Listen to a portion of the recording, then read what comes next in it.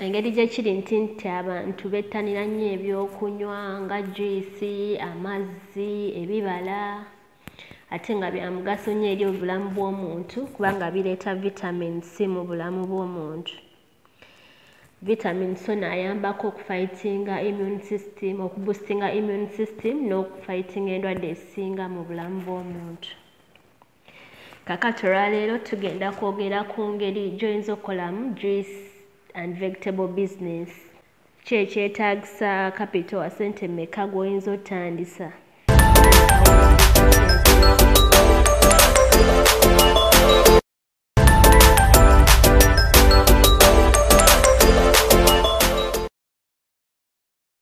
Gye baleko bamikwano baaniriza ku channel yange eya Aida 256 UJ amanya bampita birungi Aida. Mwebale nnyo okusubscribinga ku channel yange, nammwe abatannaba subscribinga please don't forget to subscribe, like, share and turning on notification bells in case I upload any new video. Wagenda otandika business ya juice kijja kwetaagisa okumanya ssente mmeka z'oyinza otandisa. Juice ono kijja kwetaagisa okumanya requirements ezeetaagisa ng'ogenda otandika business ya juice. Mu requirements zino olina okukola list gy'ogenda ogulirako zino requirements mulimu blender. Kijja kwetaagisa ogula blender eyo oyinza ogifuna ku $10,000. Blender egenda okukola ki gy'ogenda okozesa okuba juice n'afuuka into a liquid form. Osobola okugattamu juice w'emiyembe, juice wa mangoes, byonna n'obimixingira mu blender. Then kigenda kwetaagisaayo charcoal stove, essigiri egenda okuyambako ofumba amazzi. Essigiri oyinza ogifuna ku $30,000.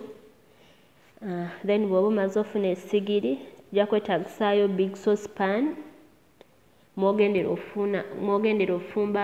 ofumbira amazzi ga juice. Esepiki eyinza ogigula ku $8,000.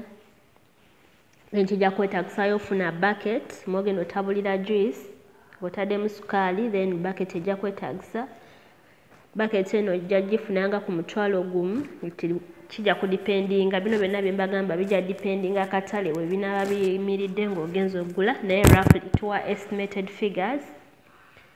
Packaging materials mw'ogenda osiba juice either bu bottles mw'ogenda obuusa juice oba any containers juice mw'agenda okujja, ne stickers oyinza obifunanga ku $60,000.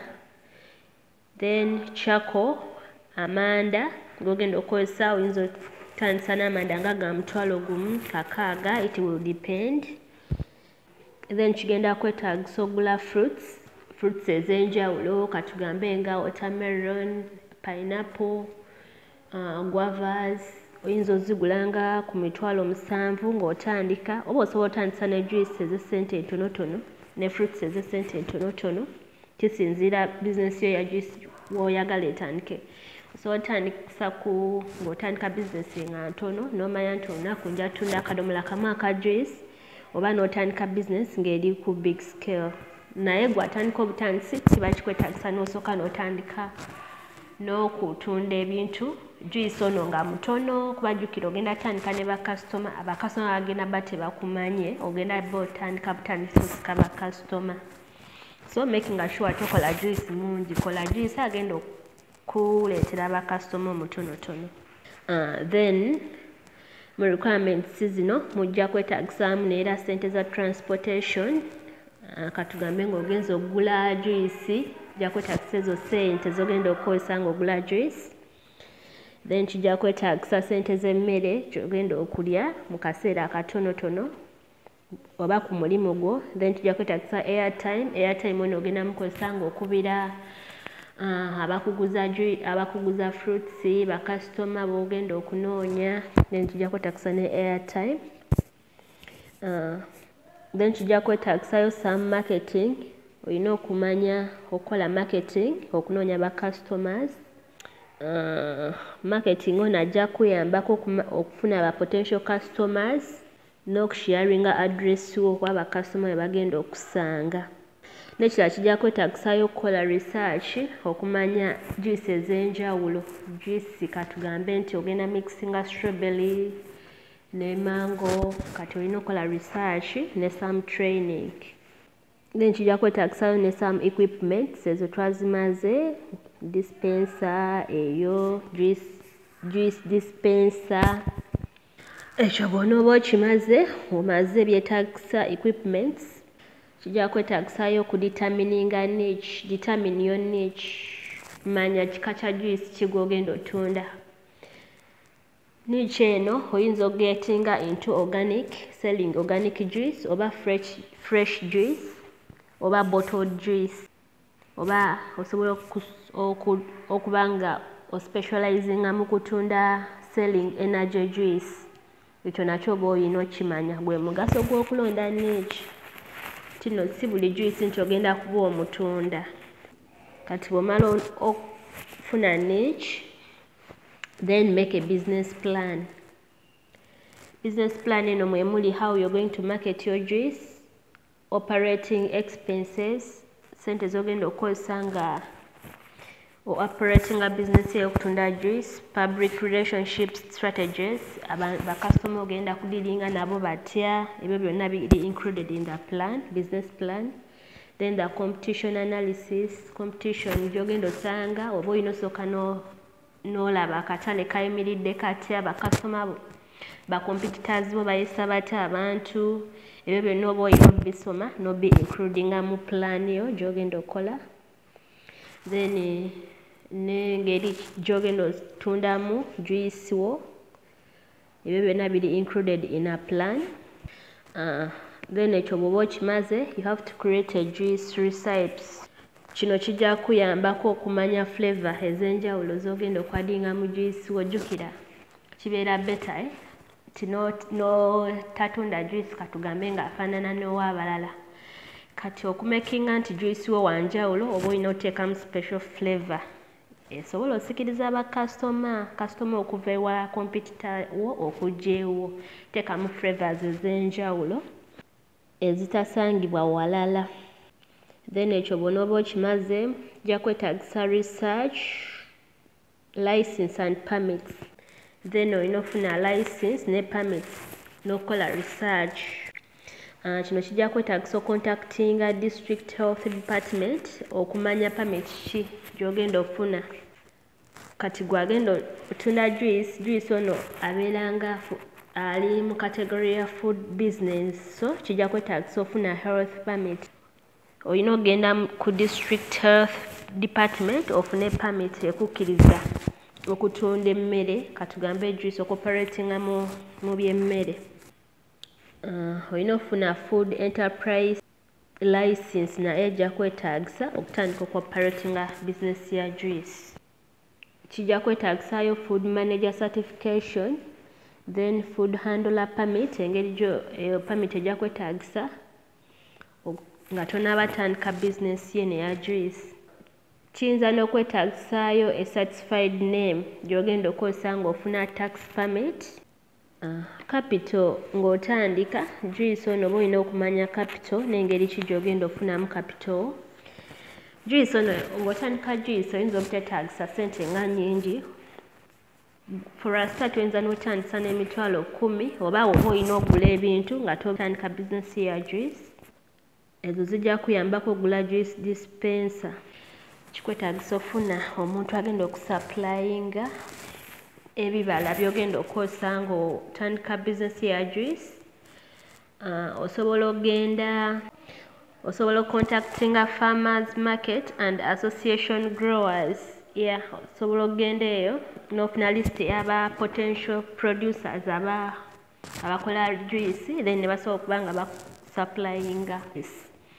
Oba osobola okukozesa ba local producers, abalimi b'oku kyalo abalima katugambe ennaanansi, watermelon, then osobola ofunayo materials oba products zino ezigenda okuyambako mu kukola juice. Then ekyo bw'okimala, it's better to find a good location. Ekyo bw'oba okimaze, then it's better to get a good location. A location where you're going to conduct your business location ennungi ezisinga zibeera alongside the road. City festivals, osobola okugendayo n'otwalayo juice wo mu festivals ez'enjawulo, carnivals, shopping malls, food courts, nazo osobola okugendayo n'omarketingayo juice wo. Oba osobola juice wo muteeka mu bottles n'omutunzi aba supermarket ku wholesale, nakyo kijja kuyambako. Bino biri part of market. Then osobola omuguza aba restaurants oba fitness clubs n'otwalayo juice wo. Juice ono muteeka mu bottles, osobola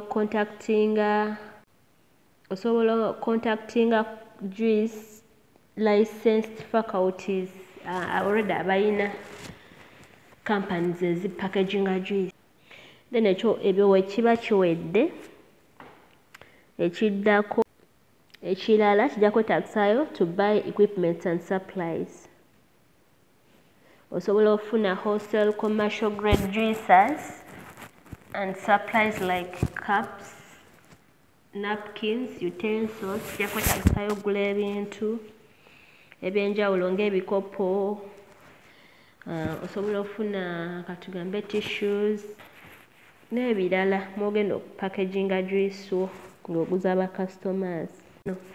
Ekyo kiba kiwedde, then you have to market your business. Osobola ogenda mu restaurant n'obabulira nti okola juice omulungi, osobola ogenda mu hotels, osobola okukozesa cafes, osobola ogenda mu wantu wonna we bafumbira emmere, shopping malls, awo ng'omarketinga juice wo. Osobola okupostinga post on social medias like Facebook ne bamanya nti otunda juice. Osobola n'okufuna an expert, okwemployinga expert nga yali akozeeko mu by'emmere ng'alina obumanyirivu, oba manager nga amanyiiko ku managinga juice oba restaurant n'akuyambako. Then ekirala kijja kwetagisayo traininga staff yo engeri gye bakozesaamu equipments like blender, juice dispenser, kubanga juice ono ajja kwetaagayo ofune ku employer omukozi agenda okuyambako either ku marketing oba mu kusalaasala ng'emicungwa. Kuba tosobola bikola muntu omu, mpozi ng'otandika butandisi. Ky'olina okumanya, bw'oba otandise juice wo oba juice business yo, osobola osavinga ng'emitwalo 2 ku mitwalo 3 olunaku, kisinzira engeri bakasitoma gye bamuguzeemu. Rent oyinza ofuna rent, osobola ofuna rent okuva ku mitwalo 15 paka ku mitwalo 2 per month. Then gwagenda otunda juice, olina okumanya nti abantu juice gwe basinga okwetaaga baagala nnyo juice ali fresh, ng'ali well squeezed, nga temuli preservatives, nga totaddeemu bi colors. So making sure bw'oba okola eno business ya juice abantu bawe juice ali fresh, toteekamu colors, toteekamu preservative. Kola juice ali clean, ekyo kijja kuleetera nnyo ba customer ng'okola eno business ya juice. Ate n'ekirala bw'oba okola business ya juice, make sure you get a permission from your district health departments. Obutakutawaanya ng'otandise business ya juice, oba olina okufuna permission from the health department. Bajja kujja bakebere balabe engeri gy'okolamu juice wo oba ng'ali ku mutindo. Ekyo nakyo oba olina okimanya. N'ekirala amagezi, bw'oba otandika eno business ya juice, totya kunegotiatinga n'abantu naddala nga ba producers abagenda okuwa products z'ogenda okukozesa. Negotiate with them basobole okusalirako. Ate n'ekirala tomakinga nnyo quick decisions, kuba oyinza okupapa ogula katugambe nga producer omu agenda kuguza ebintu ng'ate bya bbeeyi. Kati make sure tokola nnyo quick decision nga tomaze kulaba options endala z'osobola okukozesa. N'ekirala, don't spend unnecessary, tomala ga spendinga ku buli kimu. Ekyo nakyo obeera olina okimanya ng'okola business. Any business, make sure you spend where there is need. Kwakola business ya juice oba agenda ogitandika, make sure nti you talk well with your customers. Bakasitoma beetaaga nnyo okubafaako bakwate bulungi kasitoma ne waba agambye ekintu nga gwe tokkiriziganya nakyo mulage nti it's okay naye nga gw'omanyi ekyokukola. So kwata bulungi bakasitoma okusobola okusikiriza bakasitoma abangi okujja okugulako. N'ekirala ng'okola eno bizinesi ya juice oba olina okwetegekera ennaku eza birthdays. Mulimu ennaku nga juice ogenda mutunda gwewo n'ennaku nga juice tagenda kuggwawo. Kati you have to be ready for those birthdays. Katugambe juice atunda nnyo mu musana, ebiseera by'omusana abantu bagula nnyo juice. Kati mu biseera bw'enkuba webiba bituuse oba ng'enkuba etonnye, oba olina okwetegekera ezo ennaku, jjukira juice atambula kitono mu biseera by'enkuba. So be ready for those birthdays. Si buli kaseera nti ogenda kukola amagoba, waliwo ojja otuuka okole some losses naye to giving up. Mu juice zino osobola otunda passion fruits juice, mango, lemon, avocado, beetroots, carrots, pineapple ne juice endala. Ebyo bye bimu ku weetaaga omumanya about juice business. Mwebale nnyo okumpuliriza. Please don't forget to subscribe to my channel, like, share and turning on notification bells to be notified whenever I upload new videos. Namwe aba subscribing, thank you for subscribing. Thank you.